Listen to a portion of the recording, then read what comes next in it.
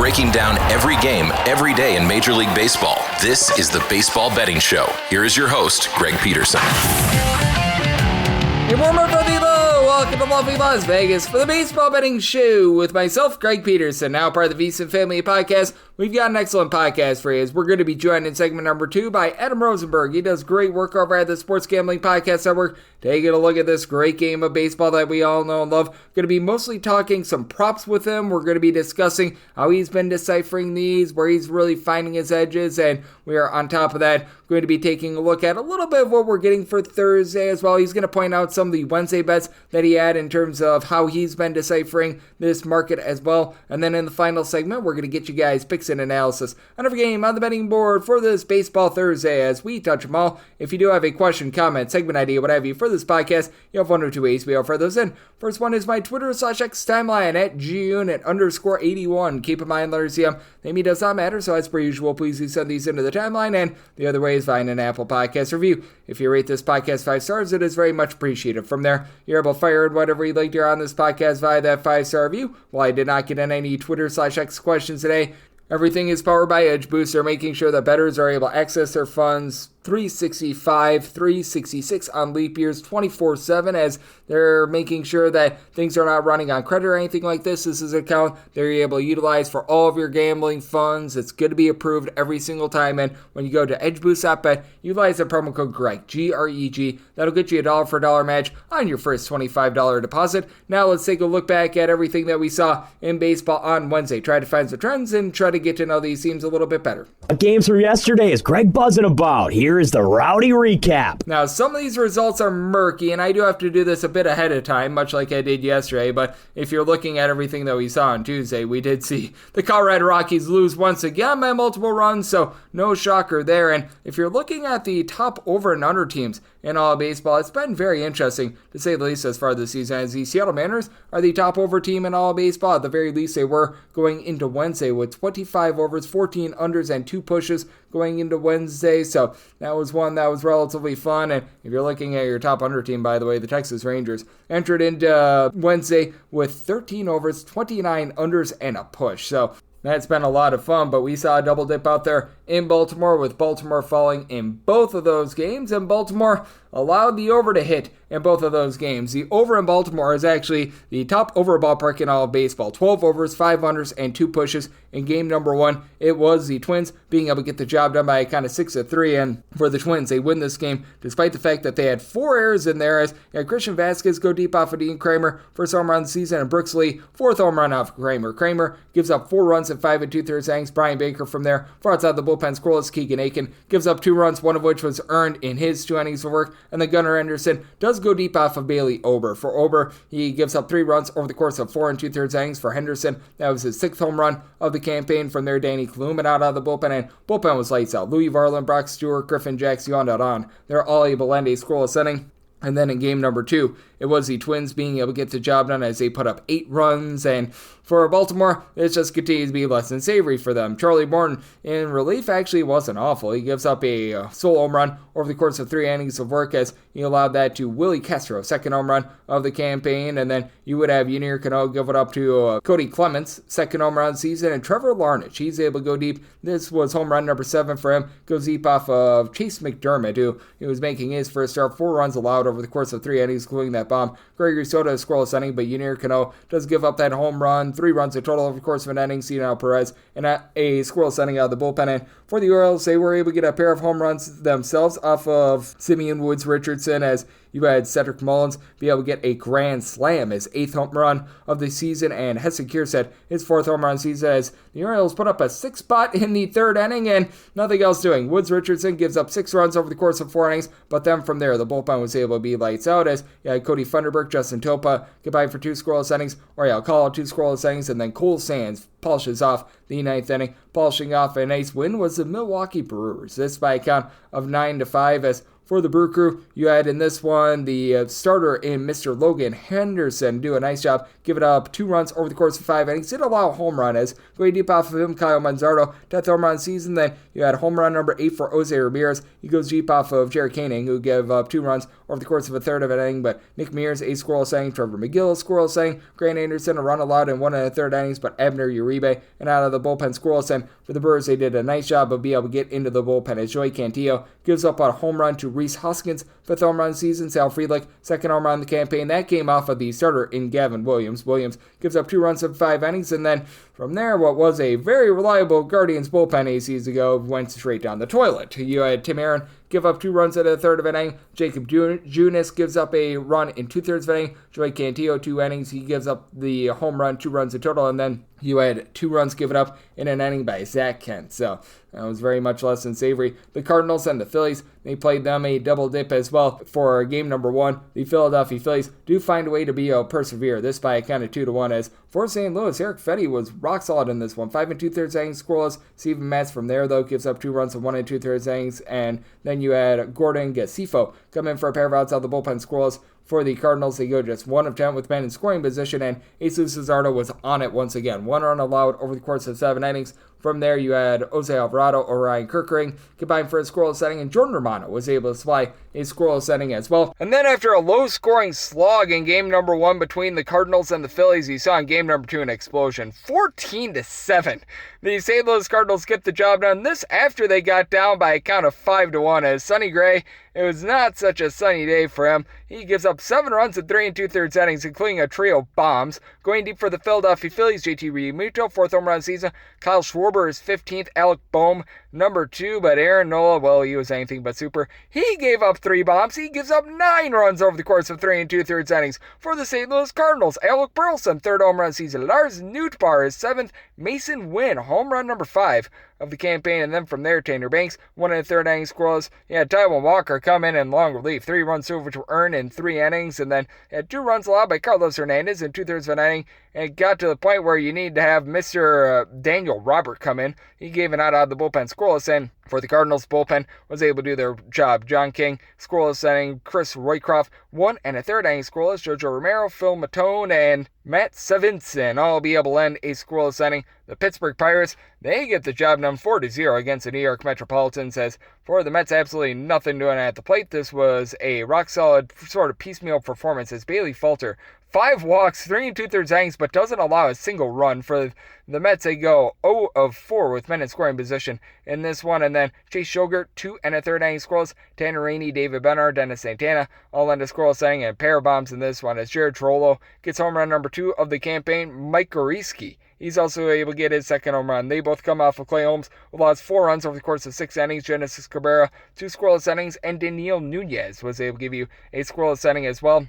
Underdogs were barking on Wednesday as you had a 4-2 win for the Chicago White Sox over the Cincinnati Reds as Davis Martin allows 1 solo home run over the course of 6 2/3 innings. Going deep off of him, Spencer Steer, home run number 4 of the campaign. And then you had Brady Eisert give up a run in 2/3 inning. Jordan Leisure, Stephen Wilson both getting out of the bullpen squirrels. Mike Vasil was able to give you a squirrel inning as well. And Nick Lodolo, well, he was on the low on this one, giving up 3 runs over the course of 5 1/3 innings. That includes a home run. Going deep for the Chicago White Sox, it was Lennon Sosa, his 3rd home run of the campaign, and then Michael A. Taylor, 2nd home run of the season. That comes off of Scott Barlow. For Barlow, he gives up that home run in 1 2/3 innings. Ryan Richardson along with Brent Suter, both able to lend a scoreless inning. And plenty of scoreless innings out there in Toronto as the Blue Jays get the job done against the Tampa Bay Rays. This by a count of 3-1 as Ryan Pepiot gives up 3 runs in 6 innings, including a bomb. Going deep, don't call his name, Alejandro Kirk, 3rd home run of the campaign. And then from there, Chris Bassett, he's able to take you a hook, line, and sinker as he allows a run in 5 2/3 innings.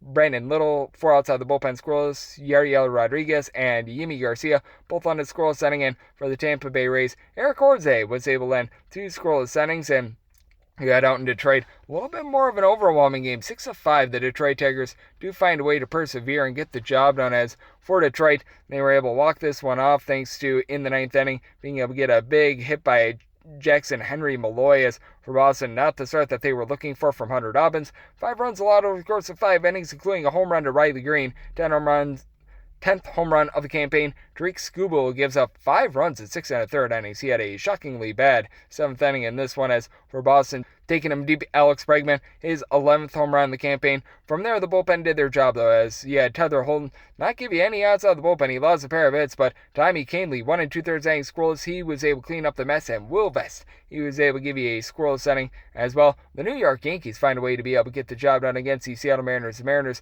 by the way, entered in the day the top over team in all baseball, but not anymore. 25 overs, 15 unders, and 2 pushes. 3-2, the Yankees find a way to persevere as Will Warren gives up 2 runs over the course of 5 innings, punched out 9, and bullpen from there does their job. Ian Hamilton, Tyler Madzik get by for 2 scoreless innings. Fernando Cruz, Luke Weaver, both able to give you a scoreless inning. And for Seattle, Luis Castillo, good start here, 1 run allowed in 6 innings. Gabe Speier gives up a run in an inning, though. Carlos Vargas, a run in an inning, and Cullen Snyder, scoreless inning out of him, as the Yankees had a pair of solo shots. Aaron Judge, 15th home run of the campaign, and Paul Goldschmidt is able to get number 5 of the season as well. And then you still have the Miami Marlins, who they're one of your top over teams in all of baseball. They and the Cubs both entered between 62.5% and 63.5% to the over into Wednesday.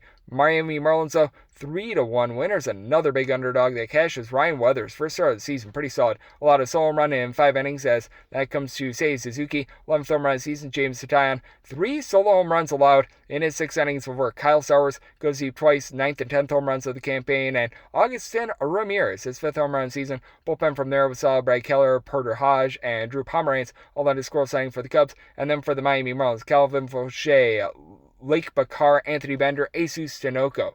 They're all able to end a scoreless inning as well. And then for the Washington Nationals, they get the job done against the Atlanta Braves by a count of 5-4, as they did get down 4-1 in this one, but they rally back thanks to being able to get to the bullpen. Mitchell Parker allows 4 runs in 4 2/3 innings, but bullpen from there, which has been awful for the Washington Nationals, they come up big as Cole Henry, Jackson Rutledge combined for 2 scoreless innings. Jose Ferrer, 4 outside the bullpen, scoreless, and Kyle Finnegan, a scoreless 9th inning. Meanwhile, for Atlanta, pretty solid start out of Bryce Elder, 1 run allowed over the course of 6 innings, but Aaron Bummer was a bummer. He allows 2 unearned runs in his 2/3 of an inning. Añel de los Santos gives up 2 runs in a 1/3 of an inning before Rafael Montero, 2 scoreless innings, but not enough to be able to get it done on this day. And for the Colorado Rockies, they once again lose on the run line, and they once again get crushed, as I am doing this as the score is 8-3 for the Texas Rangers in the lead. Antonio Senzatella, 6 runs allowed in 4 2/3 innings, including a bomb. Going deep for Texas, how about number 8 of the campaign for Wyatt Langford, and then off of Anel Shavili, you had Adolis Garcia get his 6th home run in the campaign. Patrick Corbin does allow 3 runs over the course of his 6 innings of work, as he allows a pair of bombs. Kyle Farmer, first home run of the season. Michael DeGlia is 6th, but another sad display there. Doing this as the West Coast games are going on, as the LA Dodgers took an early lead on the Athletics, and for the Slam Diego Padres, they were able to get an early lead on the LA Angels, as Randy Vasquez only allowed 1 run in his first 3 innings of work. And then for the Houston Astros, they find a way to persevere against the Kansas City Royals, this by a count of 4-3, as for the Royals, Michael Lorenzen gives up 4 runs in 7 1/3 innings. Going deep for the Houston Astros, Isaac Paredes, his 6th home run in the campaign, and this was the MLB debut of Colin Gordon. Not necessarily the plan, 3 runs allowed in 4 1/3 innings. He did allow a home run to Mr. Miguel Garcia, 5th home run in the campaign, but bullpen from there had his back, as he had John Dubin give you 5 outs out of the bullpen scoreless. Caleb Burt, Brian King, Josh Hader all lend a scoreless inning, and for Kansas City, Carlos Aceves, pair of outs out of the bullpen scoreless. And if you're taking a look at trend-wise, what we're getting in Major League Baseball right now, it has been a little bit of an underwhelming season thus far, as the under is continuing to hit at north of 51.5% as I'm recording this. 313 unders, 292 overs. I am doing this as a few games for Wednesday are pending, but favorites continue to hit right around about 60%, 376 and 253 on the money line. During the afternoon time on Wednesday, you were seeing the favorites, so start to dry up a little bit. 52 and 38 on the money line over the last 7 days. That's more around about 58%, with the under hitting at about 52.3% over the last 7 days. So that's where we're seeing trend-wise in baseball, and that's what we all got on Wednesday. Now let's take a look at the prop market with our good friend in Adam Rosenberg, who does such great work over at the Sports Gambling Podcast Network. Next, right here on the Baseball Betting Show, with myself, Greg Peterson, now for the Decent Family Podcast.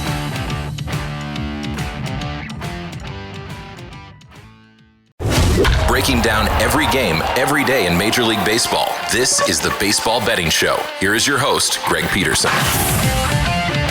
We're back here in lovely Las Vegas for the Baseball Betting Show with myself, Greg Peterson, now part of the VSiN Family Podcast, and it's great to be joined by this man as we've got Adam Rosenberg aboard. He does a tremendous job taking a look at this great game of baseball that we all know and love. Frankly, he does a little bit of everything. I know that he's done a great job on the football front for the last few years. He does a great job evaluating some basketball, and he's all over the place. You're able to catch him on the Sports Gambling Podcast Network, doing some MLB work, the Dad's Bet Baseball Podcast, the Baby Soup Bet, Twitter/X feed as well. He's all over the place doing an amazing job, and you're able to follow him on Twitter/X at his main handle, Hey Rosenberg, which is one of my favorite handles. And Adam, great to get you aboard. Thank you. Yeah, thanks a lot. I make it a family affair with all my different channels. Absolutely, and that is some good, clean family fun right there, just like the good, clean family fun that you're having in the prop market, and we're about 7 or so weeks through the season now, so we're starting to get a good sample size. Now we're able to take a look at things and think that they're not just a complete and utter barrage at this point. And what's all been successful for you this far this season, and what sort of angles have you been looking for? The most successful thing I've done this season, I think I mentioned it the last time I was on your show, but it's really, really focusing on pitchers still for probably another few weeks. I know that it is nice outside. I know you in Vegas are probably thinking,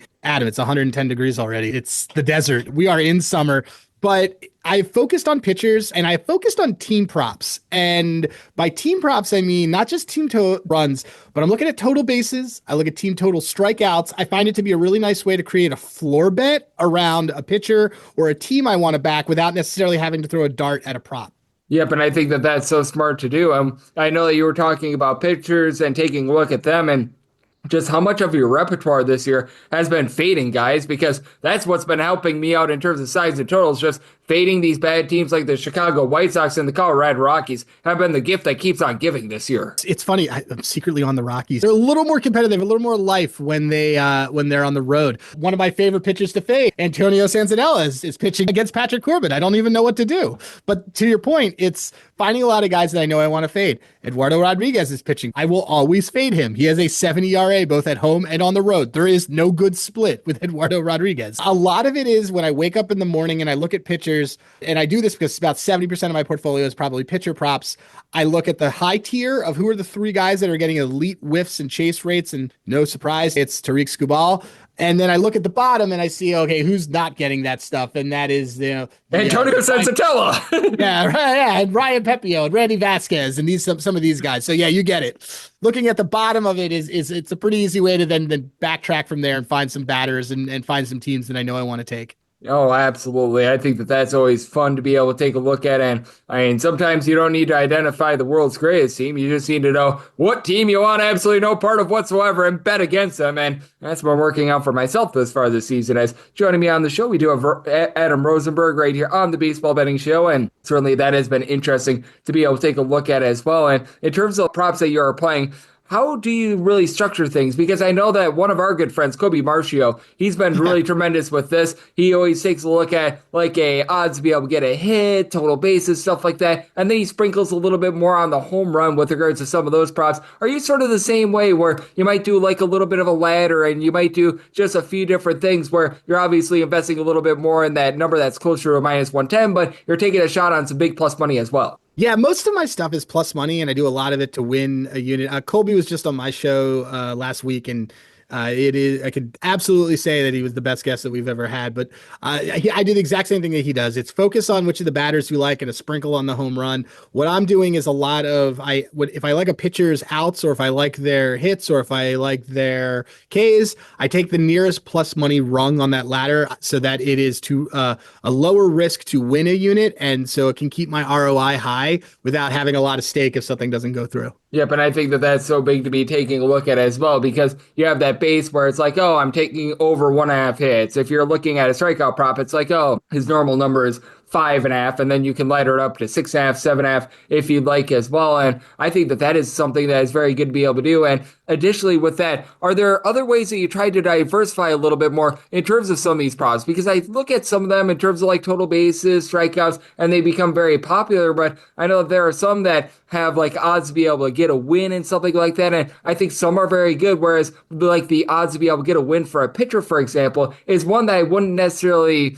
be advocating for it too much, just because there's so many elements outside the pitcher that you don't want to be banking on, and I would rather just be focused on the guy itself that I'm betting on. The times that I like the pitcher to get a win are when it's a guy that I see that's around 15 and a half outs, and I think because he's got to go 5 innings, and it's on a dog that I want to get a little extra juice out of.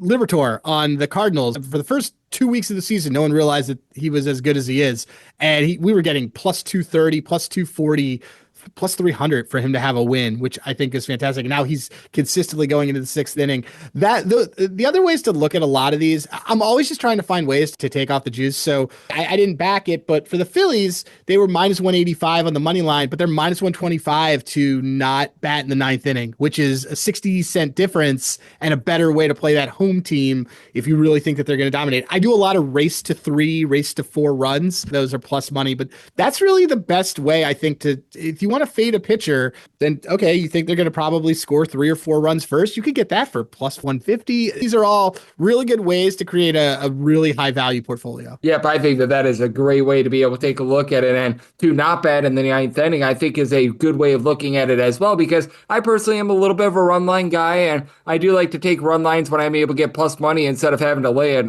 whole bunch of juice, but that gives you the protection of a 1-run game as well, and I feel like that's becoming much more of a popular market, because I'm sure that there are many people out there, much like myself, that you have the run line on a team, and it happened to me with the Atlanta Braves on Monday, where they were in good shape. They were up by 2 runs going into the 9th inning, and then the run line loses because of an error, and you just feel like a big giant moron. The thing is you kind of nailed it, but you don't ever really want the home run lines are hard. I just think it's always better if you like the dog, do them on the reverse run line when they're the road team. Try to find these different markets that people aren't playing. A lot of times, if I see a lot of players that have high BABIPs or high ISO rates, I'll do team total bases and forget about them having to score runs. The Pirates are a great example. Pirates had 14 total bases.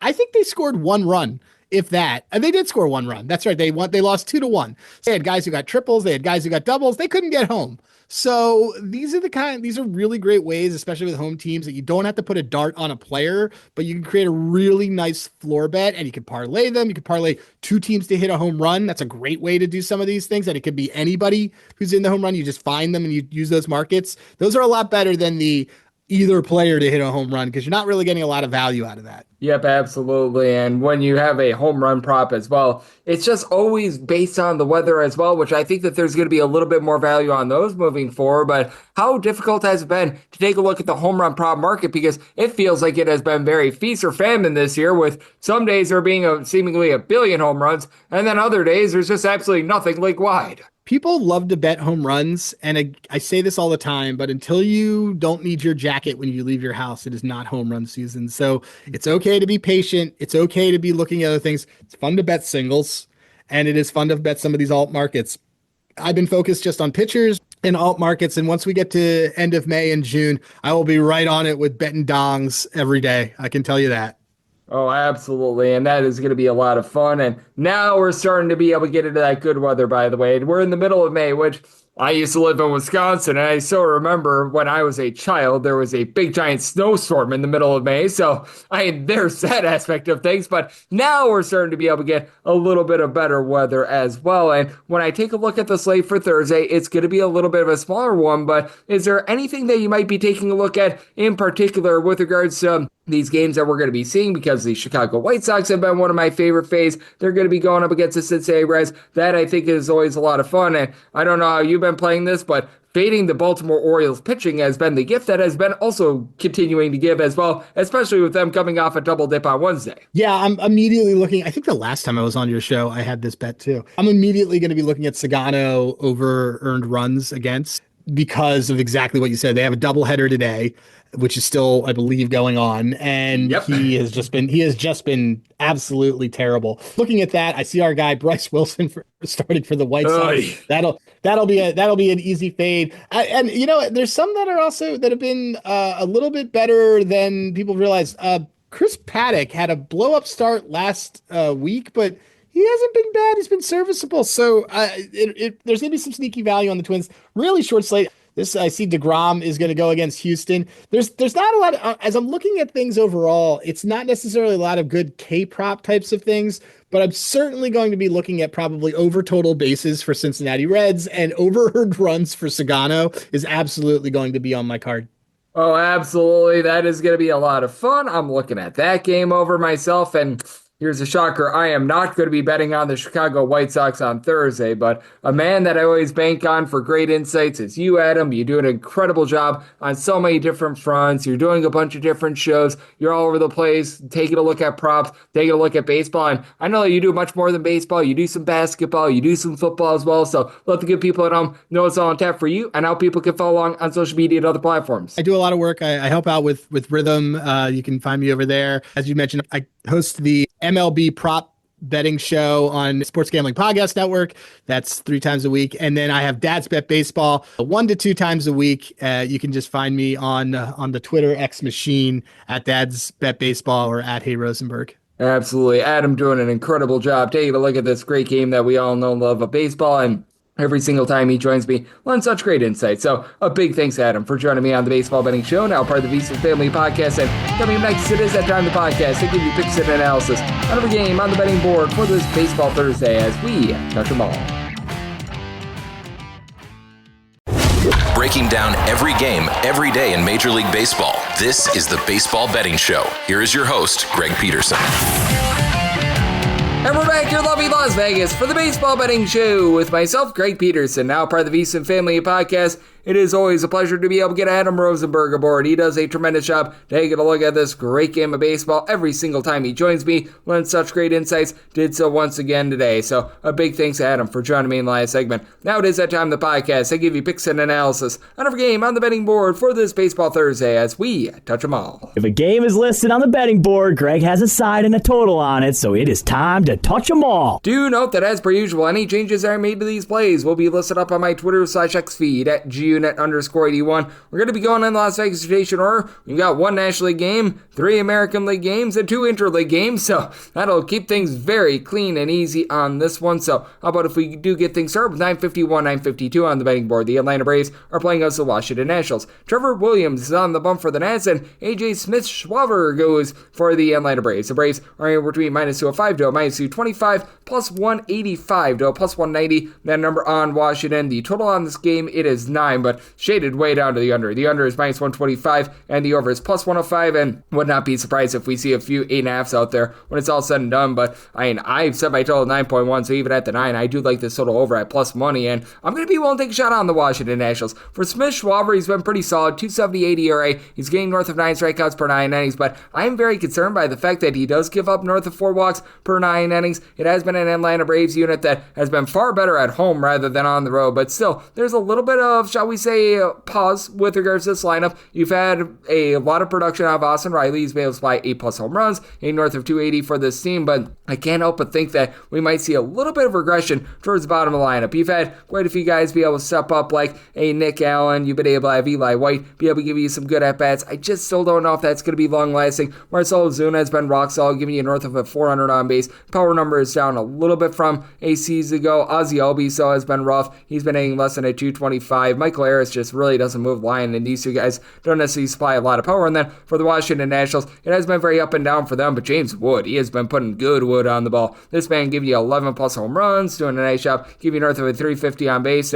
They do have a few injuries that they are dealing with. I know that they've got Luis Garcia currently out of the fold because of the paternity list, so congratulations to him. Keibert Ruiz, he's been able to turn near 300 though. Nathaniel Lowe has been able to give you 5+ home runs. He's moved the line. Need a bit more out of Dylan Cruz, Josh Bell. These guys are just not giving you a lot in the lineup, and big reason why I do like this total over as well. Washington Nationals bullpen ERA entering into Wednesday north of a 7. None of these guys have been good in this bullpen, really, other than Kyle Finnegan and Jackson Rutledge, just sub-4 ERA, but Cole Henry giving you a sub-5 ERA is deemed good for this team. Jose Ferrer, Jorge Lopez, you're able to go down the list. I mean, everyone that they have been trying has not been good. Lucas Sims, and for the Atlanta Braves, this is about a league average bullpen, as you've had Desmond Hernandez be able to give you some good innings. Dylan Lee has been able to give you a sub-3.5 ERA. Braulio Iglesias has given up runs, but he's still a rock solid closer for the team. Manuel de los Santos, so has been a bit up and down as well, and I don't trust in Rafael Montero, so I mean, this is a circumstance where I'm going to be willing to take that plus money, even though Trevor Williams, he himself has north of a 5 ERA thus far this season. He should be doing for a little bit of positivity, giving up 1.1 home runs, 2.6 walks per 9 innings. Recognize he's not necessarily too much of a swing and miss guy, but was willing to take a plus 185 or higher on the Nationals. So looking at that money line, and I'm going to be in on the over. 953, 954 on the betting board. The Baltimore Orioles play us the Minnesota Twins as Chris Paddock goes for the Twinkies, and Tomoyuki Sugano is going to be on the bum for Baltimore. Baltimore is anywhere between a minus 130 to a minus 135 favorite, plus 114 to plus 119. That number on Minnesota, with 9 being the total, over and under both at minus 110 and at a plus 117 or higher. We're going to be able to take a shot on the Minnesota Twins on the money line. Both of these teams coming off of a double dip yesterday, so you've got two very spent bullpens. And I mean, for the Baltimore Orioles, even though you've got Ynier Cano, Felix Bautista in that bullpen going into the double dip yesterday, 5.05 bullpen ERA. That is a bottom 5 mark in the big leagues. And for Sugano, he doesn't put guys on cheaply in that he doesn't walk really anyone, but at the same time, he leaves quite a bit of something to be desired in the fact that he's not been able to get a lot of swings and misses. To his credit, looked a little bit better in the last few starts, being able to get the 8 strikeouts against the New York Yankees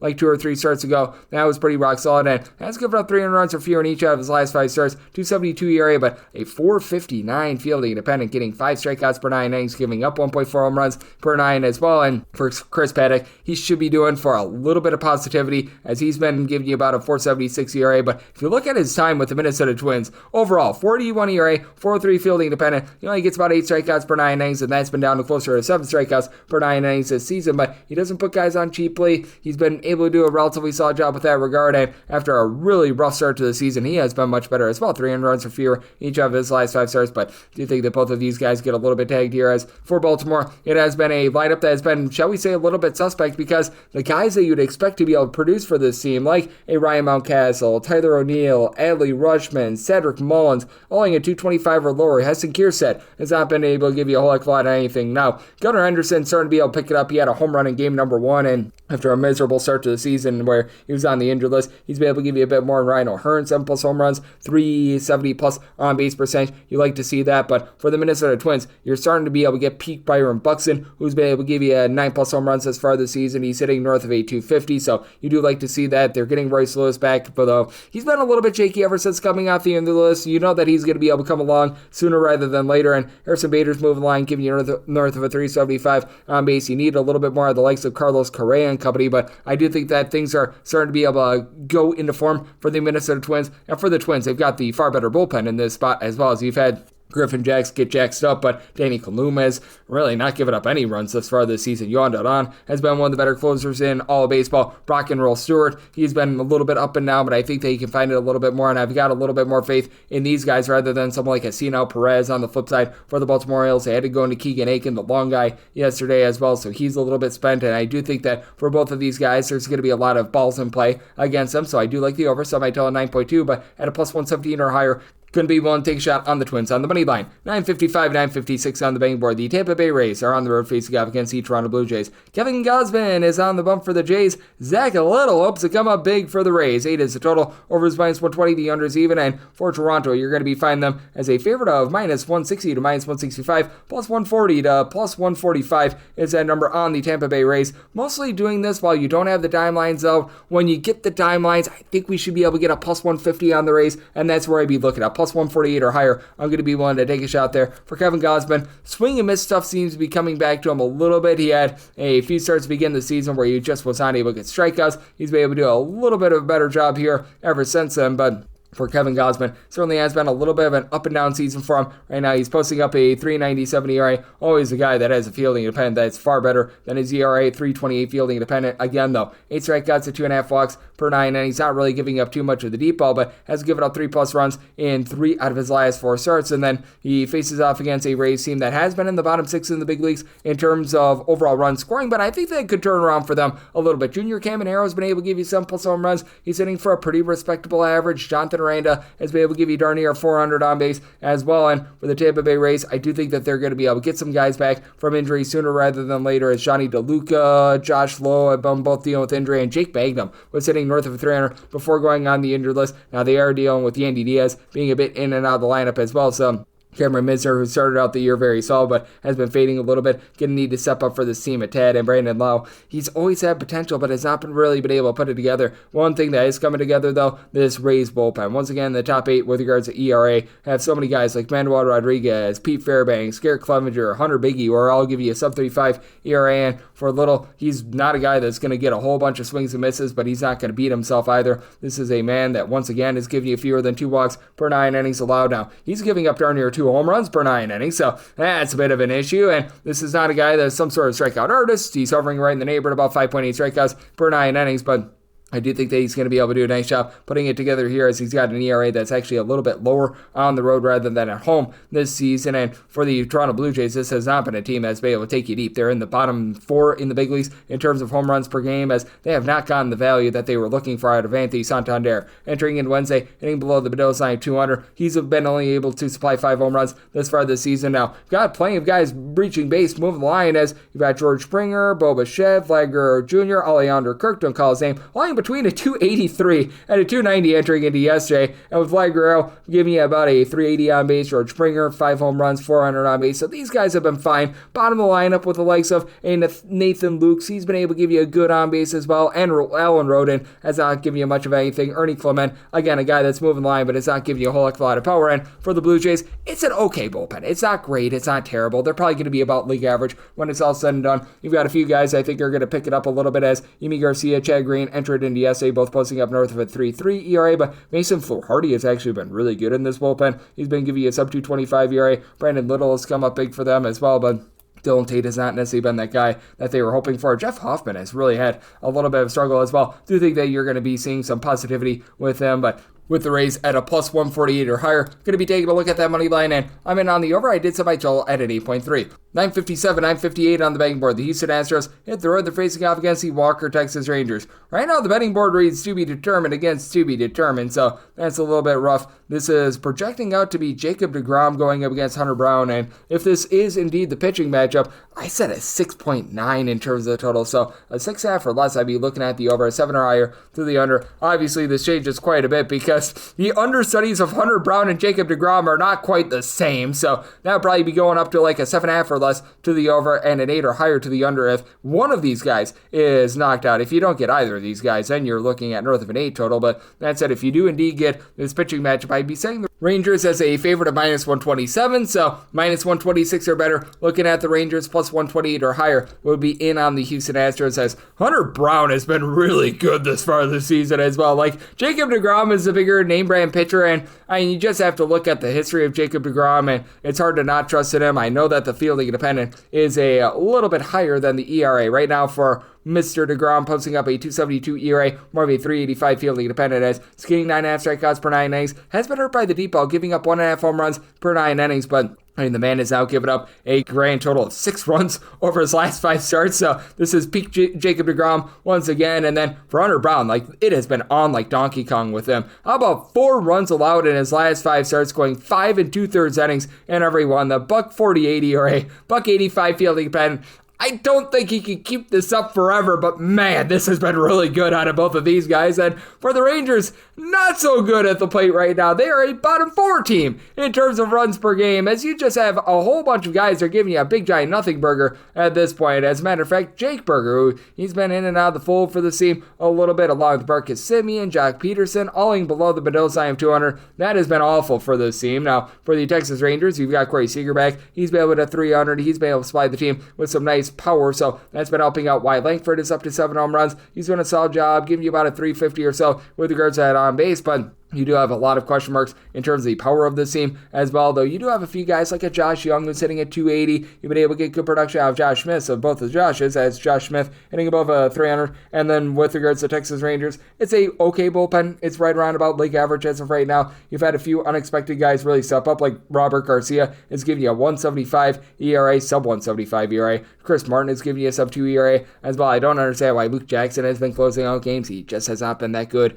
in general, but that said, you've had Sean Armstrong be able to step up for the team as well. Astros should have a little bit of an edge with regards to their bullpen, as you've got the Bryans, Brian King, Brian Abreu, who both been able to give you a sub 2.5 ERA. It's been a case where Josh Hader has looked like peak Josh Hader once again as well, and Steven Okert being able to give you a sub 150 ERA. That's been rock solid, but for the Astros. Even though their bats have been a bit better than that of the Texas Rangers this season, you still have some question marks with it, especially with Yordan Alvarez currently on the injured list, even though when he was actually in the fold, he wasn't necessarily doing a ton for the team. Jake Myers has been able to above a 300. Jeremy Pena doing a nice job moving line. 350 on base, 6 home runs. He leads the way as you got Christian Walker, Jose Altuve, Yanier Diaz. I'll give you 4 home runs this season, but Diaz has a 266 on base, Walker a 287 on base. So these guys have been suspect. Cam Smith has not necessarily been able to give you too much as he's a rookie that's trying to find his way. So I do look at this spot. I just trust in Jacob deGrom a little bit more. I'm willing to lay up to a minus 126 with the Rangers, plus 128 or higher looking at the Astros, and then a 6.5 or less. I'm going to be in on the over at 7 or higher. The under 909, 910 on the betting board. It is the Chicago White Sox on the road against the Cincinnati Reds. And yes, we're on to Cincinnati, who's on to Nick Martinez on the bump for them, and Bryce Wilson goes for the White Sox. White Sox do find themselves anywhere between plus 180 to plus 185, and between minus 205 to minus 220 is that number on Cincinnati, and 9 is the total. The over is minus 120, and the under is even. And when it comes to Martinez and the Reds, I set them at a minus 239 on the money line. I'm going to be willing to lay up to a minus 125 with regards to this run line, which a lot of places don't have run line prices as I'm posting this, but right now a lot of the initial ones are right in that neighborhood, about a minus 115. Would be willing to lay that for the Reds and Nick Martinez. It's been a case where they've been pretty solid with regards to their pitching. The Reds, a little bit above league average in terms of their bullpen ERA. Scott Barlow has been a bit hit or miss, but that said, Tony Santana has been able to give you some good innings. Graham Ashcraft has been a bit of a load of Ashcraft over the last 10 days, but still supplying a sub-3 ERA. Emilio Pagan, I've got my question marks with him, but against the Chicago White Sox, he should be fine there. And then for Nick Martinez, we should be seeing a little bit of positivity with him moving forward, as this man has a 4.23 ERA, but 335 fielding dependent, allowing 0.8 home runs, 2.5 walks per 9, and he's not some sort of strikeout artist, but neither is Bryce Wilson. Sub 6 strikeouts per 9 innings, 4.2 walks, and 1.6 home runs allowed per 9 innings. He's actually lucky to have a 4.88 ERA, so that's a 5.81 fielding dependent, backed up by a bullpen that has been in the bottom 10 in the big leagues with regards to their ERA as well. Now, Fraser Allard has been able to give you a few okay innings for them, but man, it's very much hit or miss, as it's actually been Mike Vasil who's been really good in this bullpen. He's been a long guy for them, has been able to supply a sub 225 ERA. Steven Wilson has been able to give you a few good innings as well, but when you get into the likes of a Tyler Gilbert, Allard, who I mentioned before, Brandon Eisert, Cam Bouger, got a lot of guys who are giving you north of a 4.2 ERA. And for the White Sox, you're hurt by the fact that Andrew Benintendi, top home run hitter for the team with 5 bombs, is currently on the injured list. Andrew Vaughn has been able to supply 5 home runs, but he, along with Luis Robert, are both hitting below the Mendoza line of 200, both give you a sub 285 on base, and for Vaughn, a 226 on base. These guys are just not drawing walks to save their lives. Michael A. Taylor is hitting below the Mendoza line of 200. Brooks Baldwin is hitting about a 225. You're just getting no offense whatsoever out of this team. And for the Cincinnati Reds, very striking that they have been far better with their offense away from home rather than at home. That's a little bit of an outlier because they had that 24-run performance against the Baltimore Orioles a few weeks ago. But Ellie De La Cruz, he's starting to pick it up a little bit. 325 on base, 7 home runs. Obviously a big-time base stealer. And Matt McClain has 5 home runs. He has not really been able to move the line, get on base. He and Javier Candelario both hitting well below the Mendoza line of 200, so that's been rough. And Javier Candelario being on the 10-day injury list, that's actually not a bad thing for the team at this point. Spencer Steer, he's been hitting below 200 as well. Have to figure that he's going to pick it up sooner rather than later, as you got Gavin Lux, DJ Friedel, who are both hitting about a 275 for the team. Santiago Espinal, no power out of him whatsoever, but he's been moving the line as well. The fact that Neovali Marte and Austin Hayes hit the injured list does hurt this Reds team a little bit with regards to their offense, but I think that even with the injuries, they are going to do a very good job of being able to get to Bryce Wilson and this bullpen. So somebody's all on 9.3. I like the over, and with the Reds, I'm going to be willing to lay up to a minus 125 on that run line, and wrap things up with 9-11, 9-12 on the betting board. The Athletics are on the road against the LA Dodgers, as we got no numbers up on this game because for the Dodgers, it's old TBD. Meanwhile, Osvaldo Bido is on the bump for the A's, and I've got my handicap with regards to this game. I'm willing to go up to a minus 206 on the Dodgers money line. I'm looking more at the run line, where I'd be willing to go up to about a minus 105. There, I would need at least a plus 208 to be able to back the A's on the money line. And then I said I told to wear 9.5 or less. I'm in on the over at 10 or higher to the under. It's most likely going to be Ben Casparis, who's going to be the long guy for the LA Dodgers, more of the bulk guy. He's posting up a 3 ERA. His fielding independence is actually closer to 2. He's been able to give you about 3 2/3, 4 innings in his last few outings. So you have to figure that he's probably going to be like a 3 to 4 inning guy in this ordeal, and he's been good. I think that he's pretty rock solid. He's backed up by the rest of the bullpen, who's been a little bit hit or miss. Kirby Yates has been acting up a little bit, like what I've been seeing out of Tanner Scott, but Blake Trine ending the injured list, still being without Michael Kopech, Bruce Gratterall, guys like this. This has been a little bit rough for for the team, but still overall for the LA Dodgers, I'm not going to call it an amazing bullpen, but if you're looking at their bullpen ERA going into last night, right around about a 3.88, that's league average. And if it sounds like an insert, it is. Dustin May might make this start as well. We are unsure if it's going to be a bullpen game or Dustin May, but if we do get Dustin May, handicap is going to be saying relatively the same. For the Athletics, it has been a little bit suspect what we've seen out of that bullpen. 27th in terms of bullpen ERA, 5.04, and then Osvaldo Bido, he's been having his struggles all season long. Currently posting up a 4.75 ERA, 5.91 fielding dependent. Not what you want going up against a top 5 offense in the LA Dodgers, where you've got Joey Ohtani, who's been able to give you a double-figure amount of homers this season. You've had a lot of production out of Freddie Freeman. He's been able to do a tremendous job. I'll be able to give you north of a 400 on base. He's getting a home run every about 10 or so at-bats to begin the season. Teoscar Hernandez is up to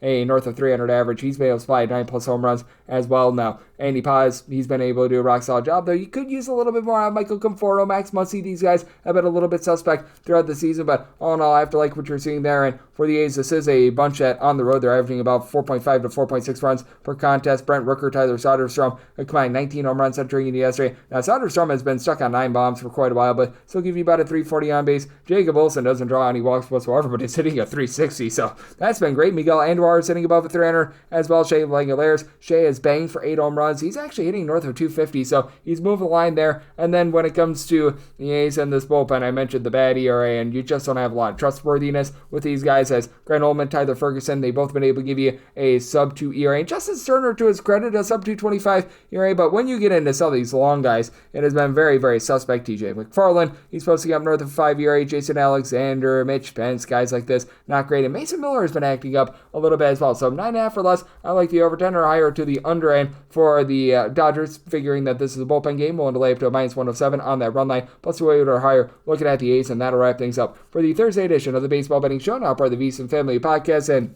if you do like hearing from this fine podcast, Baseball Betting Show, you're able to subscribe wherever your podcasts, Apple Podcasts, Google Play, Spotify, Stitcher, and TuneIn. If you've got a question, comment, segment idea, what have you, for this podcast, you do have one of 2 ways we offer those in. First one is my Twitter/X timeline at gunit_81. Keep in mind, letters EM, name does not matter. So as per usual, please do send these into the timeline. And the other way is find an Apple Podcast review. If you rate this podcast 5 stars, it is very much appreciated. From there, you're able to fire in whatever you'd like to hear on this podcast via that 5-star review. And big thanks to Adam Rosenberg, does great work at the Sports Gambling Podcast Network and so many other places. And I'll be back with you guys once again tomorrow, as I'm with you guys every single day throughout the baseball season. Thank you so much.